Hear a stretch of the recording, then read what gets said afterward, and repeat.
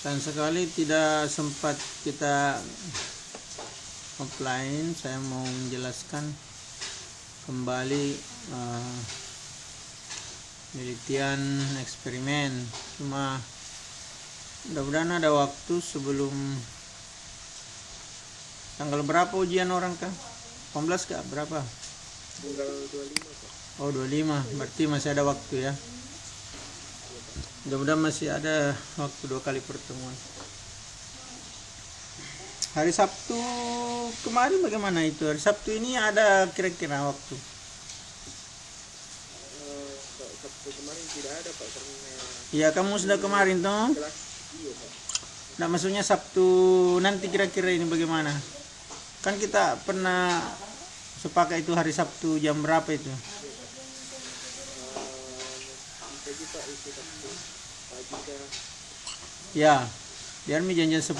Iya Pak. Sampai jam 12. Oke, Pak. Oke, baik. Saya akan mulai menjelaskan penelitian eksperimen.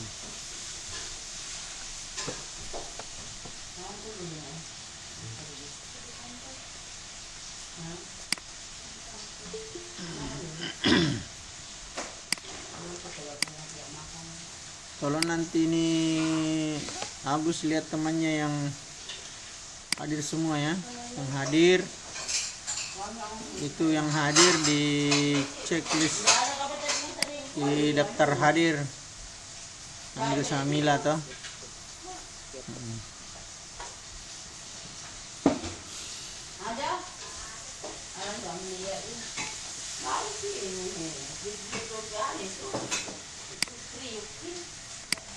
Saya langsung memperlihatkan contoh. Kita akan mencari satu penelitian eksperimen.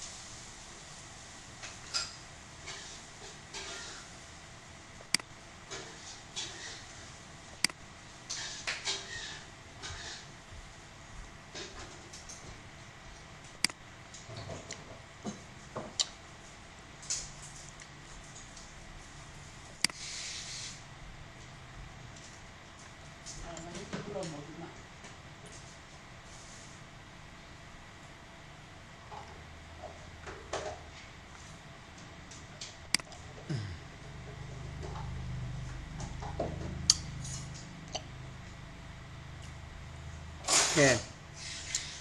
Sudah terlihat ini kan? Terlihat. Terlihat. Ya, oke. Jadi apa yang dimaksud dengan metode eksperimen? Ini saya jelaskan bahwa metode eksperimen itu penelitian untuk mengetahui akibat dari perlakuan yang diberikan. Jadi mengetahui akibat dari perlakuan yang diberikan. Jadi kalau misalnya eksperimen di laboratorium, maka kita akan melihat misalnya yang pernah saya jelaskan, kalau misalnya dia untuk mengetahui pemuaian gas dan seterusnya itu, misalnya benda mencair, benda apa itu lewat penelitian eksperimen semua. Misalnya kalau kita ingin mengetahui bahwa benda itu memuai, maka kita berikan perlakuan. Misalnya dengan menyimpannya di sinar matahari atau mendinginkannya misalnya. Maka itu disebut dengan metode eksperimen. Jadi eksperimen itu untuk mengetahui akibat yang terjadi pada sesuatu, maka kita harus memberikan sebuah perlakuan. Jadi memberikan sebuah perlakuan. Misalnya supaya dia menjadi es, maka kita masukkan di lemari es misalnya. Itu perlakuan. Akibatnya dia membeku. Mungkin sekarang kita tahu bahwa dia pasti membeku, tapi dulu sebelum orang tahu bahwa itu akan membeku, maka dia melakukan percobaan. Metode eksperimen misalnya lampu. Mungkin lampu sekarang sudah bisa kita lihat, tapi dulu ketika Thomas Alva Edison kemudian mencoba melakukan eksperimen terhadap bohlam itu, maka dia sampai melakukan puluhan eksperimen sehingga jadilah bola lampu yang kemudian kita bisa lihat sekarang ini. Nah, itu semua berangkat dari sebuah penelitian disebut dengan penelitian eksperimen. Tujuannya untuk meneliti pengaruh dari suatu perlakuan tertentu terhadap gejala tertentu dibanding dengan kelompok lain yang menggunakan perlakuan yang berbeda. Jadi eksperimen itu untuk meneliti pengaruh suatu perlakuan. Misalnya contohnya itu kita membuat satu penelitian untuk mengetahui pengaruh benda satu terhadap benda kedua. Nah, itu. Misalnya kita berikan kalau di laboratorium itu misalnya kita berikan asam ya pada benda yang satu, kemudian benda yang satunya kita tidak berikan. Maka kita mau mengetahui apakah ada perubahan pada benda yang diberikan asam dengan yang tidak. Nah, itu eksperimen juga. Eksperimen itu kalau misalnya di laboratorium. Nah, sekarang bagaimana penilaian eksperimen di dalam penelitian yang sifatnya sosial humaniora itu. Nah, termasuk di dalamnya adalah bagaimana penelitian eksperimen di bimbingan dan konseling. Tapi sebelum itu kita lihat dulu apa keuntungannya sebenarnya kita melakukan penelitian eksperimen. Nah, ini. Jadi kalau eksperimen di siswa itu siswa langsung bisa melihat. Jadi ada pengalaman langsung, kemudian memperkaya pengalaman kita peneliti untuk lebih objektif dan realistis. Nah, itu. Kalau di dalam pelajaran, contoh metode eksperimen yang akan kita kembangkan adalah pengaruh model pembelajaran inquiry terhadap jadi pengaruh model pembelajaran inquiry. Berarti yang kita mau lihat adalah pengaruh model inquiry ini terhadap apa? Terhadap peningkatan hasil belajar pada mata pelajaran tertentu. Nah, itu. Jadi yang kita eksperimenkan adalah model pembelajaran inquiry. Bagaimana caranya melakukan eksperimen? Nah, ini nanti kita masuk pada jenis-jenis penelitian eksperimen. Itu yang pernah saya jelaskan. Ada beberapa jenis-jenis penelitian eksperimen yang akan kita buat untuk BK itu hanya 2, yaitu eksperimen dengan satu kelompok ya. Kemudian yang kedua adalah eksperimen dengan menggunakan kelompok kontrol dan kelompok eksperimen. Nah, kita lihat dulu seperti apa desain penelitian eksperimen.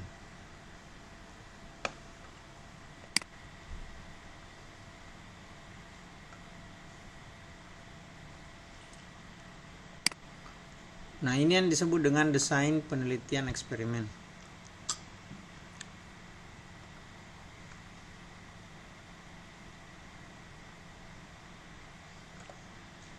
Ini. Jadi, desain penelitian eksperimen itu, nah ini dia. Ini contoh yang bagus, ini mungkin kita bisa lihat. Nah, ini. Desain penelitian eksperimen itu adalah observasi 1, kemudian perlakuan, kemudian ada observasi 2. Ini ada contoh bagus, saya lihat ini di internet, bisa terlihat. Nah, coba lihat. Ini ada yang disebut dengan kelompok eksperimen dan kelompok kontrol. Ini mudah-mudahan bisa dilihat ya. Bisa dilihat, ini ada mobil terbuka. Ada. Ya, oke. Nah, ini. Nah, ini kelompok kontrol. Ini kelompok eksperimen. Kemudian diberikan tes. Nah, jadi kelompok kontrol itu tidak diberikan apa-apa. Sementara kelompok eksperimen itu diberikan perlakuan. Nah, ini. Jadi seperti ini bentuknya. Jadi setiap saat kelompok eksperimen itu diberikan perlakuan, kelompok kontrol itu tidak diberikan perlakuan. Misalnya, mungkin di bimbingan konseling kita akan melihat bagaimana meningkatkan atau begini, pengaruh apa biasa pengaruh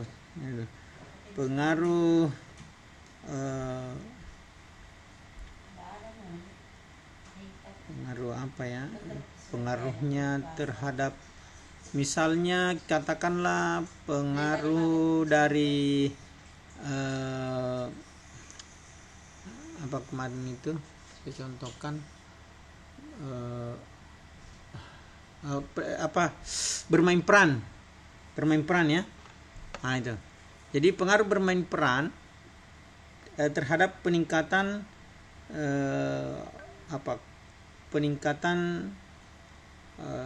ini kan misalnya katakanlah banyak siswa yang kemudian tidak memiliki apa yang kemarin kita bahas itu, dia memiliki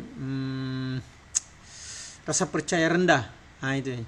Maka kita mau tingkatkan dengan cara bermain peran. Oke, role play. Makanya pengaruh role play terhadap apa tadi itu? Terhadap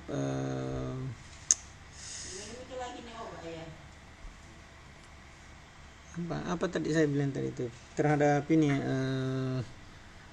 rasa percaya diri, ya, rasa percaya diri rendah. Jadi yang kita mau cek itu, yang kita mau eksperimenkan, apakah role play ini nanti ini berpengaruh terhadap rasa percaya diri siswa. Nah, itu dia.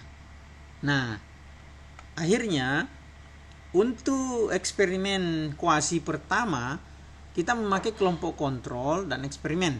Seperti ini gambarnya. Nah, itu. Nah, sekarang bagaimana caranya? Caranya adalah kita membuat kelompok kontrol, kita membuat kelompok eksperimen.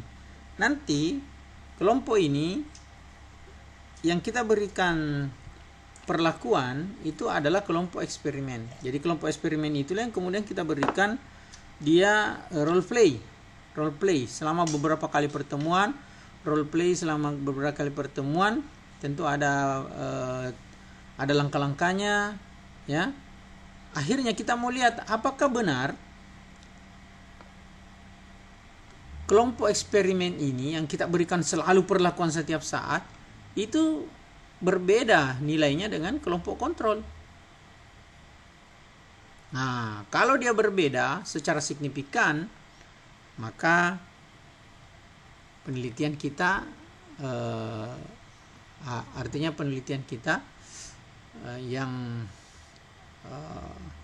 menyatakan bahwa ada pengaruh, ya, maka itu berhasil, ada pengaruh. Tapi kalau misalnya tidak signifikan, maka tidak ada pengaruh. Tidak ada pengaruh. Nah itu. Jadi seperti itu bisa kita lihat. Nah ini. Nah, jenis-jenis penelitian eksperimen itu banyak. Ada beberapa. Nah ini. Jadi biasakan untuk mengenal kalimat-kalimat seperti variabel, ya. Kemudian ada kelompok kontrol, ada kelompok eksperimen, validasi internal, validasi eksternal. Nah itu. Jadi nah ini langkah-langkahnya penelitian eksperimen.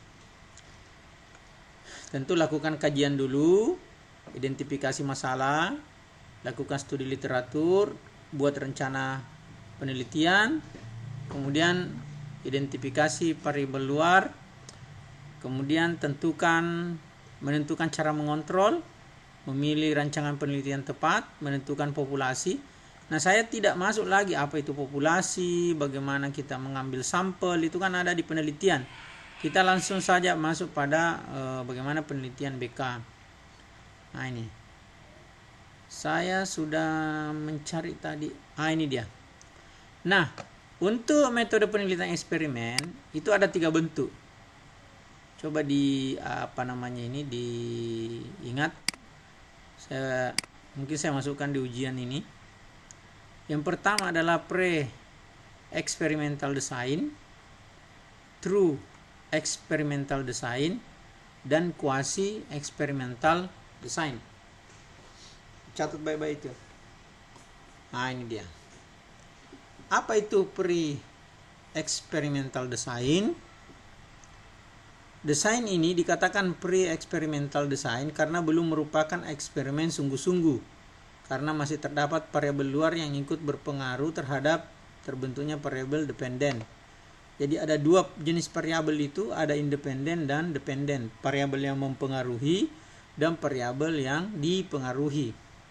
Rancangan ini berguna untuk mendapatkan informasi awal terhadap pertanyaan yang ada dalam penelitian. Bentuknya ada 2. Nah, ini dia.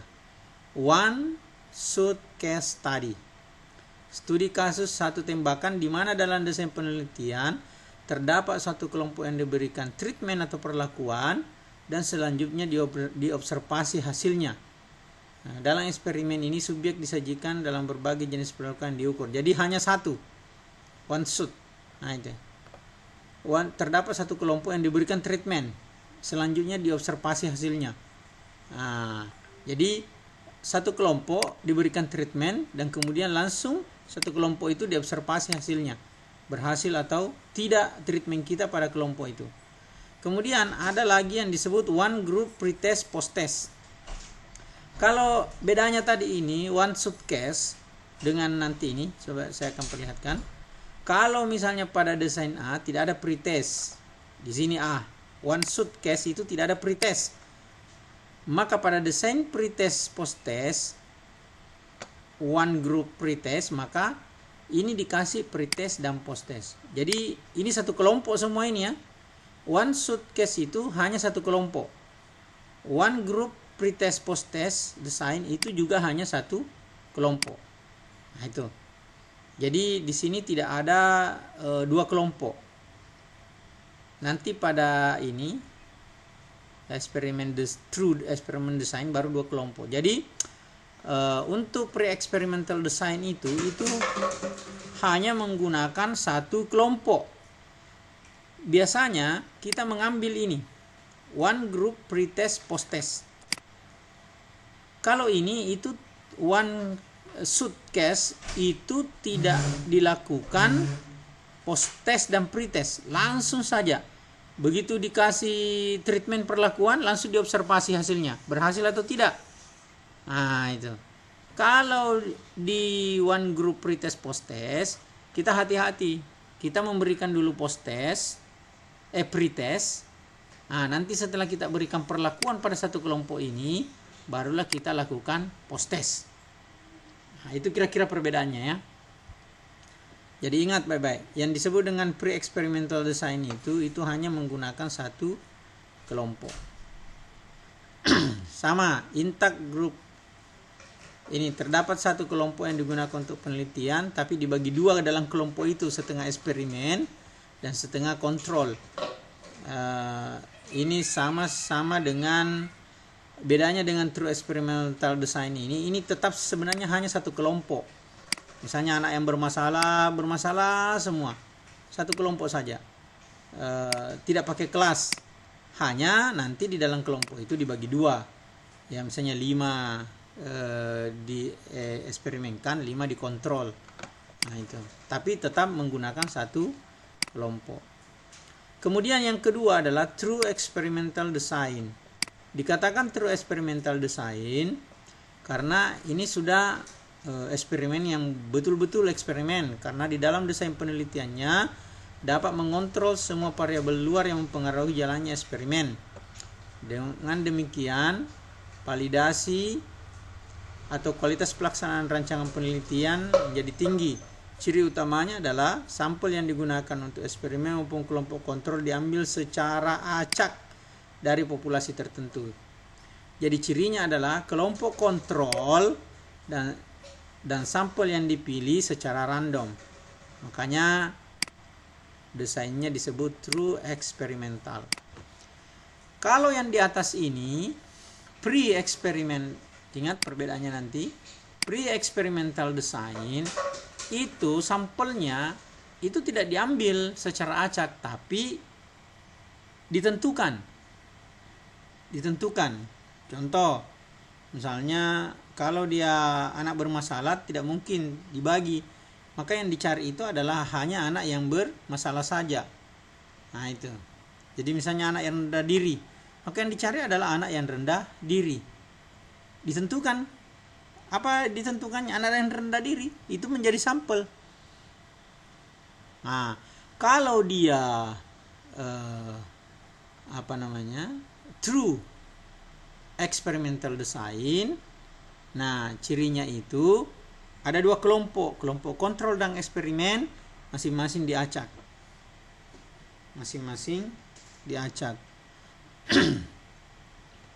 Nah, muncullah kelompok kontrol, muncullah kelompok eksperimen. Bentuk-bentuknya, desainnya seperti ini. Ada dua kelompok yang masing-masing dipilih secara random. Kalau post test only control design, kelompok pertama diberikan perlakuan dan kelompok lain tidak, seperti tadi ya yang saya sudah jelaskan. Kelompok yang diberikan perlakuan disebut kelompok eksperimen, dan kelompok yang tidak diberikan perlakuan disebut dengan kelompok kontrol. Nah, ini yang disebut post test only control design. Kemudian yang kedua, pre-test, post test control group design. Dalam desain ini terdapat dua kelompok yang dipilih secara acak, diberikan pre-test untuk awal. Kemudian adakah perbedaan antara kelompok eksperimen dan kelompok kontrol? Jadi pre-test dan post test. Nah, ini tadi hanya post test terakhir saja. Jadi ada bedanya ini. Post test only itu adalah hanya misalnya kelompok eksperimen dan kelompok kontrol dikasih saja perlakuan kelompok eksperimen.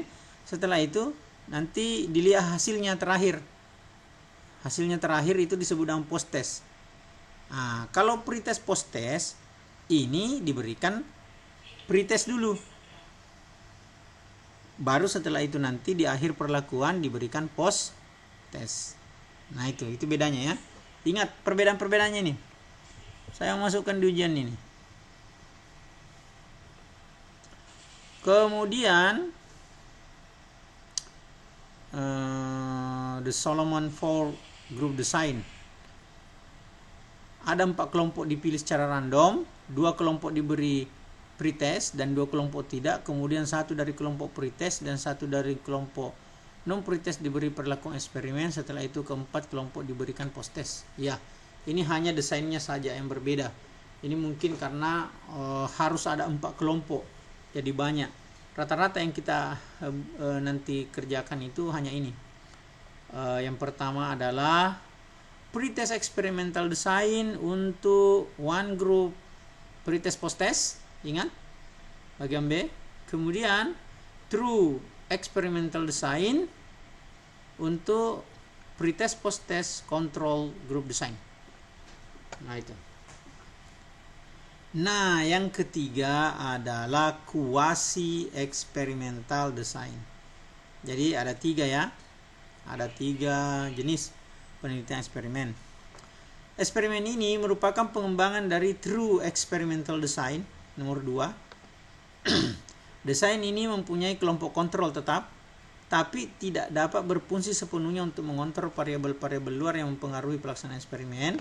Walaupun demikian, desain ini lebih baik dari pre-experimental design. Quasi experimental design digunakan karena pada kenyataannya sulit mendapatkan kelompok kontrol yang digunakan untuk penelitian. Dalam satu kegiatan administratif manajemen misalnya sering tidak mungkin menggunakan sebagian para karyawannya untuk eksperimen dan sebagian lagi tidak. Sebagian menggunakan prosedur kerja yang baru, selain tidak karena itu untuk mengatasi kesulitan dan menentukan kelompok kontrol dalam penelitian, maka dikembangkanlah quasi experimental design. Di antaranya time series design. Desain ini kelompok yang digunakan tidak dapat dipilih secara acak. Oke. Sebelum diberi perlakuan, kelompok diberi pretest sampai 4 kali dengan maksud mengetahui kestabilan dan kejelasan keadaan kelompok sebelum diberi perlakuan. Bila hasil pretest selama 4 ternyata nilainya berbeda-beda, berarti kelompok tersebut tidak labil. Keadaannya labil, tidak menentu dan tidak konsisten. Setelah kestabilan keadaan kelompok didapatkan diketahui dengan jelas, maka baru diberi treatment. Desain penelitian ini hanya menggunakan satu kelompok saja sehingga tidak menggunakan kelompok kontrol. Oke. Jadi ini pengembangan quasi experimental design. Ini pengembangannya dari kedua jenis penelitian eksperimental di atas ini. Yang pertama itu time series design. Jadi sebelum menentukan kelompok, tadi kan kalau yang di atas semua itu tinggal kita menentukan kelompok. Ini kelompok kontrol, ini kelompok eksperimen. Kalau di sini tidak. Di time series design itu dia coba terus memberikan pretest pada kelompok itu sampai beberapa kali. Kalau misalnya hasilnya berbeda-beda, maka dia tidak terima kelompok itu, maka dia cari kelompok yang lain. Karena dianggap tidak stabil atau labil. Nah, itu bedanya ya. Dan time series ini hanya satu kelompok. Kemudian non-equivalent control group design. Desain ini sama dengan pretest post-test control design. Hanya pada desain ini kelompok eksperimen maupun kelompok kontrol tidak dipilih secara random. Ya, baik kelompok eksperimen maupun kelompok kontrol dibandingkan kendati kelompok tersebut dipilih di tempat tanpa melalui random. Dua kelompok ini diberi pretest, kemudian diberikan post-test sama. Non-equivalent control group design sama dengan pretest post-test control group design. Hanya kalau true experimental design pada pretest post-test control design itu ini dipilih secara acak, ya. Kalau ini tidak dipilih secara acak, non-equivalent. Nah, itu. Kemudian counter balance design. Desain ini semua kelompok menerima semua perlakuan hanya dalam urutan perlakuan berbeda-beda dan dilakukan secara random. Kemudian factorial design. Desain faktorial melibatkan 2 atau lebih variabel bebas, sekurang-kurangnya satu yang dimanipulasi. Desain faktorial secara mendasar menghasilkan ketelitian desain true eksperimental dan memperbolehkan penyelidikan terhadap 2 atau lebih variabel. Ini kalau banyak variabel yang kita mau pakai, maka kita memakai factorial design. Misalnya variabel itu kan, ya, misalnya yang mau diteliti itu pengaruh kepercayaan dan sikap mental serta pribadi terhadap kejelasan terhadap kemampuan menganalisis diri. Berapa variabel itu? 1, 2, 3, 4, 5 ya. Jadi kepercayaan itu variabel namanya. Pribadi, Ya, itu dan seterusnya itu adalah kalau banyak variabel. Kita kan rata-rata hanya satu atau dua variabel yang kita teliti. Nah, seperti inilah yang disebut dengan apa ini? Penelitian eksperimen dengan jenis-jenis penelitiannya. Ada berapa tadi? Ada 3: pre-experimental design, true experimental design, quasi-experimental design. Apa perbedaannya antara pre-eksperimental dengan quasi? Nah, terus kemudian apa perbedaannya one shot case study dengan one group pre-test post-test? Nanti kalian pelajari lebih jauh. Oke. Saya hentikan dulu berbagi. Saya masukkan di mana itu? Supaya kalian pelajari, maka saya kirim di WA-nya kita tingkat. Sudah masuk? Supaya bisa dipelajari ya. Nah, itu oke. Sekarang kita akan melihat lagi contoh-contoh penelitian eksperimen di Google Scholar.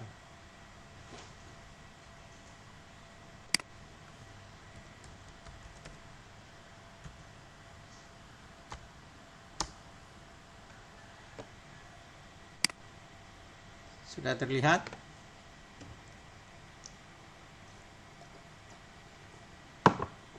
Sudah terlihat? Oi, tidur semua ini.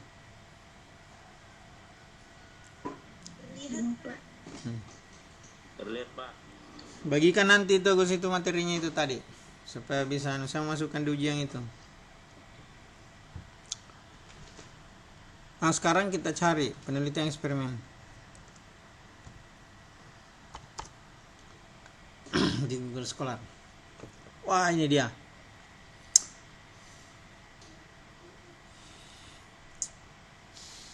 Nah, ini dia. Bimbingan kelompok menggunakan film pendek. Meningkatkan pemahaman siswa mengenai peran guru BK. Pengaruh layanan kelompok dengan teknik kontrak perilaku untuk mengurangi perilaku konsumtif. Wah, ini bagus. Coba lihat. Pengaruh layanan konseling kelompok dengan teknik kontrak. Jadi saya wanti-wanti kalian ini supaya mencari betul-betul teknik-teknik dari konseling itu. Baca buku, cari di internet banyak itu pasti. Ini ada lagi teknik kontrak perilaku. Ya, metode-metode yang ada di dalam konseling kelompok. Metode-metode yang ada di bimbingan kelompok. Jadi tidak langsung katakanlah begini, biasanya kan kalian membuat judul pengaruh bimbingan kelompok terhadap. Jangan bimbingan kelompok itu betul, sudah betul bimbingan kelompok, tetapi di dalam bimbingan kelompok itu ada metode, ada tekniknya. Itu lebih bagus itu, karena bimbingan kelompok kan bisa menjadi luas. Tapi kalau kita mau rinci pada satu perilaku, satu misalnya untuk mengurangi apa gitu, maka kasih teknik supaya dengan teknik itu ada kan langkah-langkahnya. Jadi mudah nanti kita melakukan, ya, mudah nanti kita melakukan treatment atau perlakuan kepada orang. Nah, itu. Oke? Nah, tunggu dulu. Sebelum masuk ke sini, dulu. Ice breaking dulu ini supaya segar-segar saya ini. Tidur semua saya ini. Coba nyalakan kamera dulu semua. Ya. Coba nyalakan kamera semua dulu. Sebelum kita masuk supaya tidak mengantuk. Masih ada waktu kita 30 menit. Oke, sekarang mulai dari Muhammad Ilham. Coba nyalakan anunya. Oke. Sekarang saya kasih satu nama hewan kemudian kau sambung nama hewan yang lain di belakang paling belakang ya. Misalnya saya kasih misalnya rusa. Rusa itu apa akhirnya? A, toh? Maka kau sebut nama hewan lain. Anjing. Misalnya toh? Paham? Paham Ilham? Buka anunya. Buka semua ininya, buka semua suaranya. Nah, oke. Kemudian nanti Ilham menunjuk siapa lagi? Misalnya ke Nurdalia kah, ke Sri Astuti kah, ke Linda. Oke, Ilham, siap?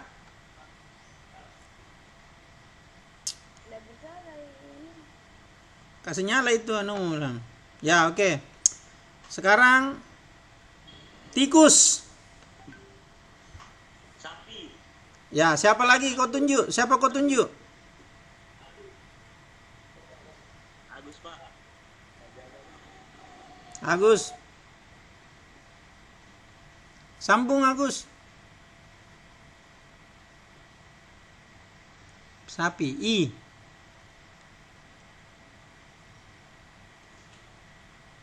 Keluar kayaknya. Keluar ya Agus, yang lain mau. Linda. Linda. Ikan. Oh, ikan. Berarti N. Siapa lagi Linda kau tunjuk? Cepat. Tika. Tika. N. Naga. Wih, naga. Naga. Berarti A. Siapa? Irma. Irma. Ayam. Oh, ayam. Berarti M. Siapa lah tunjuk? Sri Wulandari. Wulandari. Manu. Monyet, Pak. Monyet. Berarti T. Ya. Siapa kau tunjuk? Nggak ada, Pak. Oh, Amel. Amel. Amel. T. Mana Amel? Matiin ini Amel. Tidur.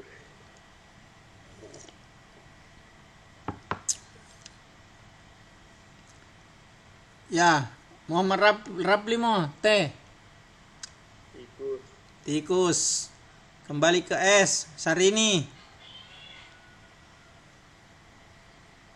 Sapi. Sudah sapi. Bosang. S yang lain.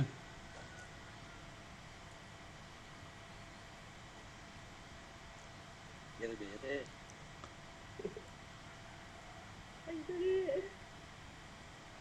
Coba S yang lain. Farhan bantu. Sapi betina. Serigala. Serigala ya, serigala. Sapi betina. Sapi. Sapi topi itu sapi. Ya oke, sudah.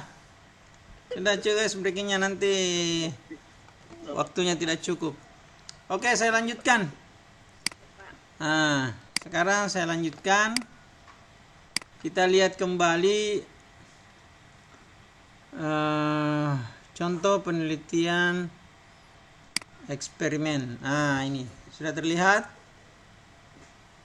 Sudah. Ini mau yang ini bagus. Pengaruh layanan konseling kelompok dengan teknik kontrak perilaku untuk mengurangi perilaku konsumtif dalam membeli produk passion pada mahasiswa. Wah, bagus ini. Membeli produk passion. Coba-coba ada nanti yang teliti ini perilaku konsumtif siswa dalam pembelian produk passion di Shopee. Bisa tuh. Bagus itu. Misalnya pengaruh layanan konseling kelompok dengan teknik kontrak perilaku mengurangi perilaku konsumtif siswa dalam pembelian online misalnya toh. Kan sekarang siswa juga beli online. Kalau kalian meneliti di sekolah saya misalnya itu di SMA 6 itu setiap hari itu datang paket banyak sekali anak-anak itu.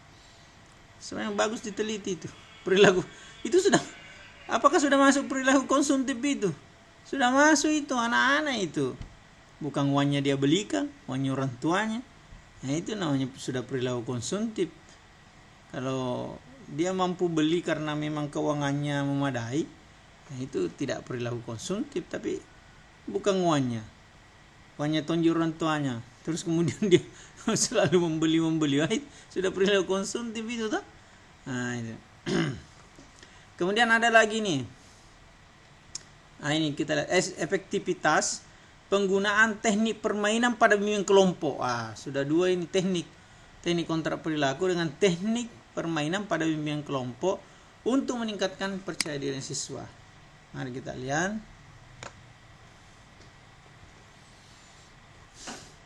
Nah, ini penelitian kuasi eksperimen. Ingat tadi kuasi eksperimen. Oke. Nah, ini dia. Kita lihat. Latar belakangnya rendahnya percaya diri. Oke. Nanti kalian rencananya akan dibuatkan seperti ini. Jadi ini jurnal namanya, artikel jurnal. Tapi artikel jurnal ini tidak boleh menjadi artikel begini kalau dia tidak jadi skripsi dulu. Jadi tetap kalian bikin skripsi. Nanti skripsi itulah yang kemudian dijurnalkan. Nah, ini ada rumusan masalahnya. Berdasarkan identifikasi masalah tersebut, maka peneliti menggunakan teknik permainan dalam bimbingan kelompok untuk meningkatkan rasa percaya diri siswa. Rumusan masalahnya, profil percaya diri siswa, kemudian gambaran percaya diri siswa, kemudian program teknik permainan dan bimbingan kelompok meningkatkan rasa percaya diri. Oke, jadi dia 3 rumusan masalah. Ingat baik-baik, saya kasih tahu di sini ya.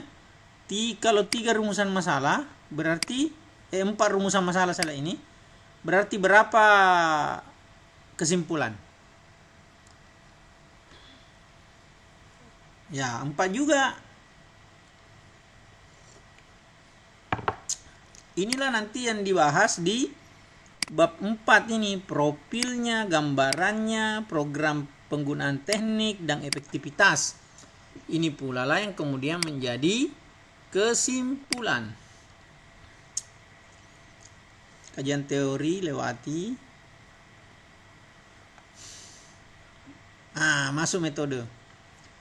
Apa yang dia gunakan di sini? Dia menggunakan desain eksperimental, pre-test, post-test, control design. Pre-test, post-test, control, group design. Berarti ada kelompok kontrol dan kelompok eksperimen. Ya, oke. Nah, yang mana yang diberikan perlakuan? Kelompok eksperimen diberikan perlakuan permainan dalam bimbingan kelompok, dan pada kelompok kontrol diberikan perlakuan konvensional yang diberlakukan di sekolah. Berarti tidak diberikan apa-apa, tidak diberikan perlakuan. Kemudian rancangan penentuan sampel menggunakan teknik undian. Yaitu memilih 6 kelas dengan jumlah 138 siswa. Dia mengundi karena kelasnya banyak. Ini dia teknik undian. Teknik undian itu siapa yang naik namanya itulah yang menjadi sampel toh. Maka dia 138 siswa. Ingat, pre-test, post-test, control design. Kemudian berdasarkan hasil pre-test. Jadi dia pre-test, sebanyak 24 siswa teridentifikasi memiliki kepercayaan diri rendah. Sehingga dia membuat skala Likert untuk 5 rentan jawaban secara bertingkat. Sangat sesuai, kurang sesuai, tidak sesuai, dan sangat tidak sesuai. Ini apanya ini? Angketnya toh? Inilah post-test dan pre-testnya angket. Ini yang saya belum ajar kalian untuk mencari. Sudah kemarin saya 5 toh? 5, 4, 3, 2, 1. Tapi kalau pernyataan negatif maka dibalik. 5, 4, 3, 2, 1. Nanti insya Allah kalau hari Sabtu kita ketemu, ingatkan saya untuk mengajar kalian menghitung menghitung nilai angket, kemudian langsung mempresentasikannya di dalam kolom-kolom itu. Oke. Setelah dia angket, dia pretest, dia kasih pretestnya. Setelah itu ternyata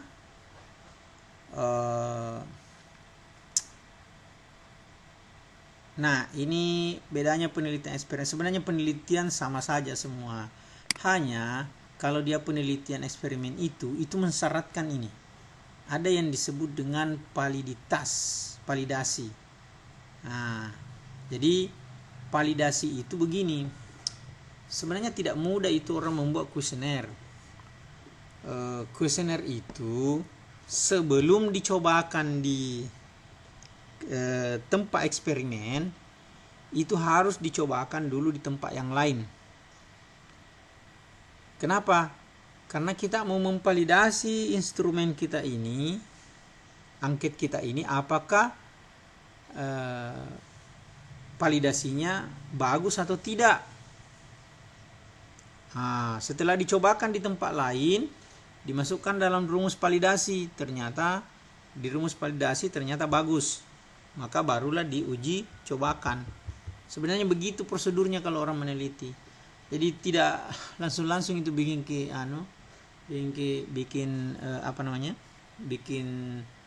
angket terus langsung dicobakan. Tidak, dia harus dulu dicoba di tempat lain. Setelah dicoba di tempat lain, itu misalnya ada yang kurang ditambah, ada beberapa item yang harus dihapus. Nah, baru dicobakan di tempat penelitian. Nah, oke, lanjut. Nah, di dalam penelitian eksperimen ada yang disebut dengan beberapa uji. Ada uji normalitas. Nah, itu. Jadi dia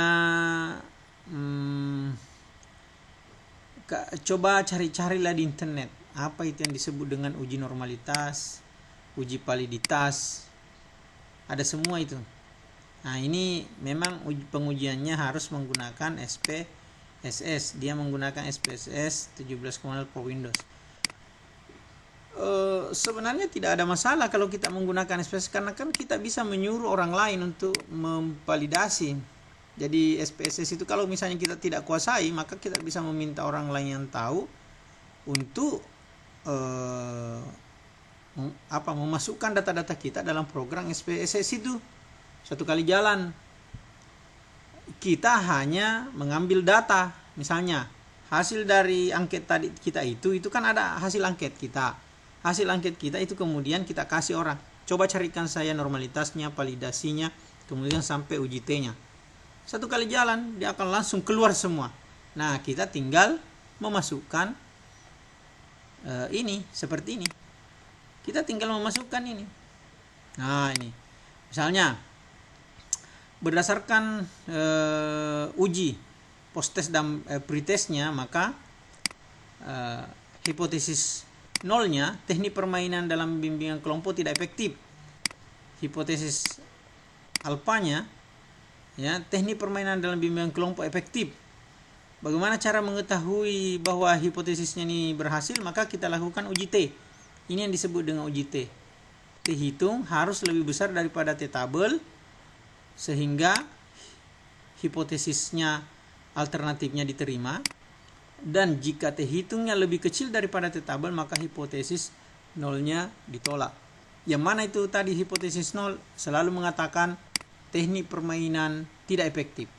Yang mana hipotesis alternatif selalu mengatakan teknik permainan efektif. Nah, kita uji. Jadi yang diuji itu di penelitian eksperimen adalah hipotesisnya. Ini rumusnya, hanya ini rumusnya ini. Nah, itu. Kalau ditolak, kalau T hitungnya lebih kecil, maka ditolak. Ya. Kalau hipotesis T hitungnya lebih besar, maka diterima. Ah, ternyata setelah pengujian, maka disinilah dilihat mana hasilnya. Ternyata penelitiannya diterima karena hipotesis T hitungnya lebih besar daripada hipotesis tabel. Tidak bisa saya jelaskan di sini secara harus kita ketemu langsung, nanti akan saya jelaskan seperti apa bentuk-bentuk hipotesis yang harus diterima, kemudian ini rumusnya. Nanti akan saya perlihatkan bagaimana cara menghitung rumusnya. Ini mudah sekali nih. Mudah sekali untuk menghitung rumusnya ini. Ya, oke. Nah, seperti itulah penelitian eksperimen. Nanti di sini yang pertama kan yang dicari tadi profil kepercayaan diri siswa, ini sudah persentasenya. Terus kemudian rata-rata gain score-nya. Nah, ini kan gain score ini bisa dicari di SPSS tadi itu. Kelompok eksperimen dan kontrol ini rata-ratanya. Jadi ini kan rata-rata hasilnya kelompok eksperimen dan kontrol yang dibandingkan. Ternyata gain score-nya ada tidak signifikan, ada signifikan. Nah, hasil uji efektivitasnya ada juga di sini. Kemudian hasil uji normalitasnya ada juga di sini.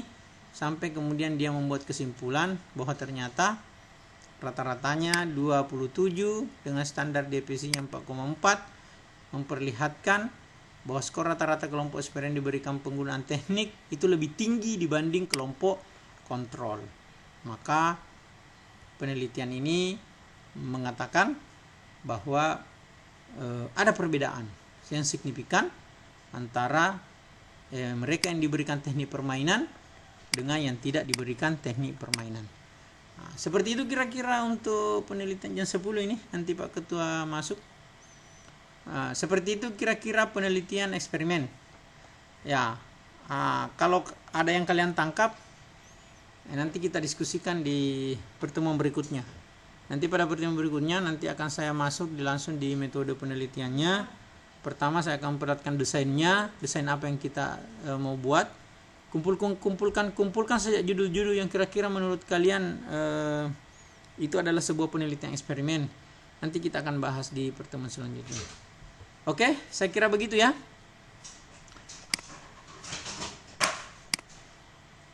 Mudah ya, mudah. Mudah ini penelitian eksperimen. Bisa ditangkap. Mudah dilihat ya. Kalau perhitungannya jangan sulit, jangan merasa sulit untuk menghitungnya, karena itu bisa dihitung oleh orang yang ahli ya. Dengan menggunakan SPSS kita langsung menghitung semua tadi itu. Gain score-nya, validitasnya, normalitasnya, satu kali hitung. Setelah dihitung, kita tinggal membacanya. Untuk membacanya kan sudah banyak contoh-contoh. Seperti itu tadi. Di jurnal yang saya perlihatkan ini kan sama sekali tidak ada tidak banyak perhitungan, karena memang di sana tempatnya kita tinggal melakukan deskripsi terhadap hasil perhitungan yang dilakukan oleh orang lain. Oke, saya kira demikian perkuliahan kita pada hari ini, karena Pak Ketua sudah mau masuk di kelas kalian. Oke, kita akhiri. Assalamualaikum warahmatullahi wabarakatuh. Mudah-mudahan kita ketemu hari Sabtu. Saya akan jelaskan lebih rinci lagi ya. Oke. Mana Anuka? Mana siapa namanya? Agus, kenapa menghilang? Ini juga ada namanya Bang Kodok di sini, jadi tidak ditahu yang mana nama-namamu bela. Kasih tahu Agus supaya mengecek temannya yang hadir hari ini. Ya, ini saya sudah rekam nama-namanya. Oke, saya kira begitu. Silahkan keluar dari kelas. Ya, silakan. Sudah bisa keluar dari kelas.